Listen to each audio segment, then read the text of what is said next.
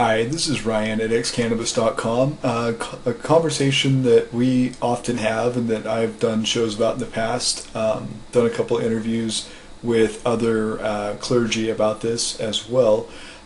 This is the problem here. With NORML and other groups, they're saying that religious freedom doesn't cover everybody, and even though cannabis should be and is legalized for religious usage, I mean, obviously, because it's an ancient sacrament of most of the major religions in the world.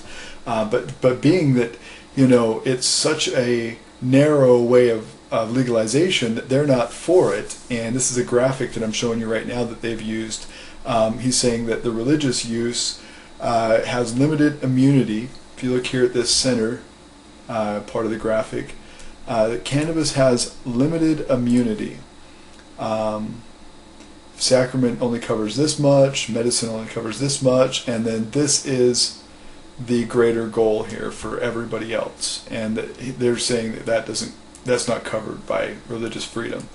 They're saying that their goal is more broad. If you go down here a little bit, that their goal covers all of the different demographics.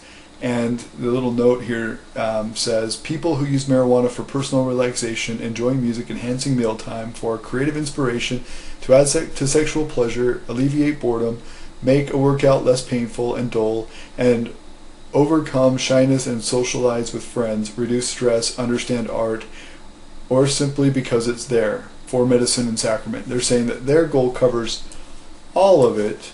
And here it says, for the religious goal, it says people who use marijuana for personal relaxation, enjoying music, enhancing mealtime, for creative. These people are all in jail. So, but they're saying that the goal is not meeting in the middle where everybody is covered, and this is how I have to disagree with this. First of all, we know that the First Amendment covers religious practices, and we know that cannabis is an ancient religious practice of many religions: the Hindi, Muslims, Christians, and Jews. We can look to Exodus 30:23 and learn about cannabosum, the Hebrew word cannabosum, or fragrant cane, which is cannabis, in the anointing oil of Moses, which covers most of the major religions. It covers Christianity, Judaism, Islam. We look in the Bhagavad Gita. We look at how the Hindi use cannabis for meditation. It was brought by the god Shiva, given to the people. So there's another religion, Native Americans as well, and that's a big point. So the Oklahoma Church just received a win in a court case where they are allowed to, not only they themselves as Native Americans use cannabis and other sacramental herbs for their religious practice, but also white people who are part of their church and who can be a part of their church, there's no exclusion, can also use these sacraments, including peyote, ayahuasca, cannabis, and other sacred sacramental herbs. So that covers religious usage of cannabis. That covers the First Amendment, freedom of religion. And then if we go into this a little bit deeper, it's not just people who believe in God who can be qualified as religion. We look here, and this is from the Oxford Advanced Learners Dictionary.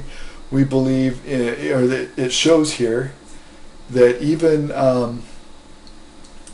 atheists who believe in God, Christ, Allah, free will, predestination, heaven and hell, and afterlife reincarnation, or who become a believer, an atheist, an agnostic, a Christian, Muslim, Hindu, Buddhist, etc., are considered religious. And if we get into the meaning of religion, and I've got that posted here, this I got from about.com, and it comes from Webster's Third New International Dictionary from 1971. And if you just look at number 7 here on the list, it says a cause, principle, system of tenets with adore, devotion, conscientiousness, a faith, a value to be held of supreme importance. 7b, a quality, condition, custom, or thing inspiring zealous devotion, conscientious maintenance, and cherishing.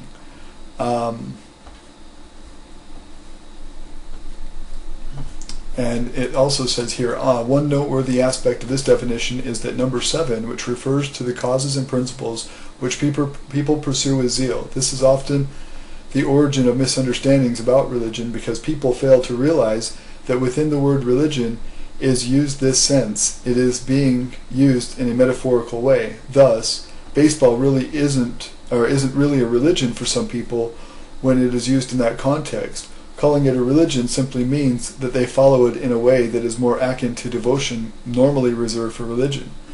However, it was decided by the courts, let's see here, this is from August 20th, 2005, court rules atheism is a religion. And if we go here, a federal court of appeals ruled yesterday Wisconsin prison officials violated an inmate's rights because they did not treat atheism as a religion. Quote, atheism is the inmate's religion, and the group that he wanted to start was religious in nature, even though it expressly rejects a belief in a supreme being, the Seventh Circuit Court of Appeals said. So, atheism is a religion. There's so many parts of culture that is religious, and in the definition of religion, atheism and agnosticism is a religion. So even people who don't have a belief in a supreme being can be affiliated in a religion. You don't have to subscribe to God to be religious or to be in a religion.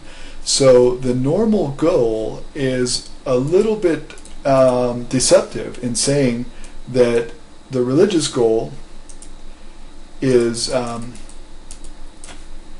more narrow than it actually is. Because if atheism can be considered a religion, and if all these other mainstream religions have cannabis as a sacrament, the major religions and even some of the not so major religions have cannabis as an ancient sacrament, then it might be not including everybody. I mean, there might be some of those that say, hey, I'm not going to have anything to do with religion, whether it has to do with God or baseball or a supreme being or atheism or agnosticism. Doesn't matter. I refuse religion, period. So for those people, yeah, it wouldn't count.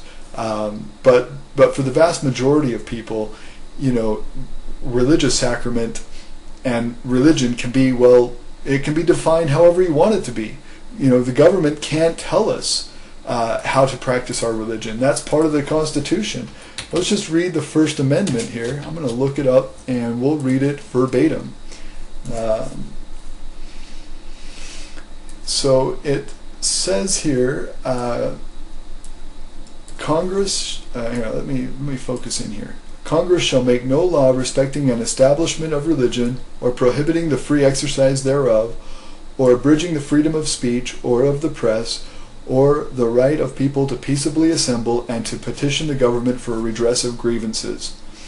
So they can't make a law respecting an establishment of religion. If you say your religion is cannabis, the government can't make a law saying that no, it is not.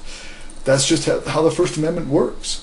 And if you're not hurting anybody else's life, liberty, or property, according to the Fifth Amendment, then you're really within your rights. So however you look at it,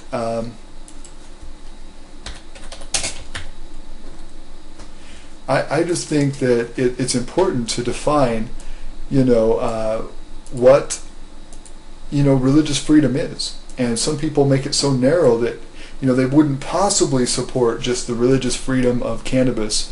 They reject that religious freedom of cannabis will help everybody, that it's such a narrow goal that it's not even worth pursuing. I disagree with that. And let me just show you how cannabis has been legalized for religion. This is a report of Russian TV, Adam versus the Man. Let me just play this here. And the good news we promised, the war on drugs is over. It is, for us at least. You see, we're all now members of the Oklahoma Native American Church. Well, I'm going to be at least. In Utah, a landmark court ruling has been handed down stating that anyone, even white guys, can be members of the church, and that any member is entitled to, or is to be permitted to use, quote, any earth-based herb, transport it in their cars, have it in their homes, and use it in their own ceremonies on their property and any federal land. Previously, it had been asserted by the courts that it was illegal for the church to possess cannabis, and then that only those of Native American blood were allowed legal exemption to use peyote in ceremony. But this is no longer the case because the tribe is federally recognized under constitutional law. It's been deemed a restriction of religious liberty to restrict access to cannabis. So bust out the pipes, bongs, blunts, and peyote, but not the acid, ecstasy, or horse tranquilizers. Those are not earth-based herbs, and you have no right to put them in your body, at least according to the government. Oh, and most cops don't recognize the law, and most courts won't actually take this decision as precedent anyway, so I guess the war is not really over. But at least the next time someone is taken prisoner by the enemy in this war, they'll have a new novel defense. But this also isn't a new novel defense, as he calls it. N.J. Weedman, Patrick Duff, they've won court cases on this, and they've also enjoyed freely going down to the Liberty Bell at the federal court, I believe, downtown in New Jersey, Trenton, New Jersey, and enjoyed a sacrament of cannabis themselves. There's been cases from 1992 and 1996 where Rastafarians were allowed to use cannabis as a religious defense. There were extenuating circumstances, so they didn't win their case. However, the religious defense was allowable according to a Ninth Circuit Court of Appeals. And there's other cases as well. They're listed on my website. I've put them here at xcannabis.com. If you go to this is one site right here, nativeamericanchurch.net. That's James Flaming Eagle Mooney's site, and that's about his court case. There's also stuff here at the Cannabis Faith page of X-Cannabis, and you can get there by going to this sidebar. I'll show you. This extends out, and you can go to Cannabis and Faith, and you can learn more about that there. So, all of this talk from NORML that we've had, it's been very good and educational for me. I think NORML for the debate and for, the ability to express myself on this. And it has taught me quite a bit. So thanks, NORML. And let's exercise our religious freedom, people. We have it. Might as well use it.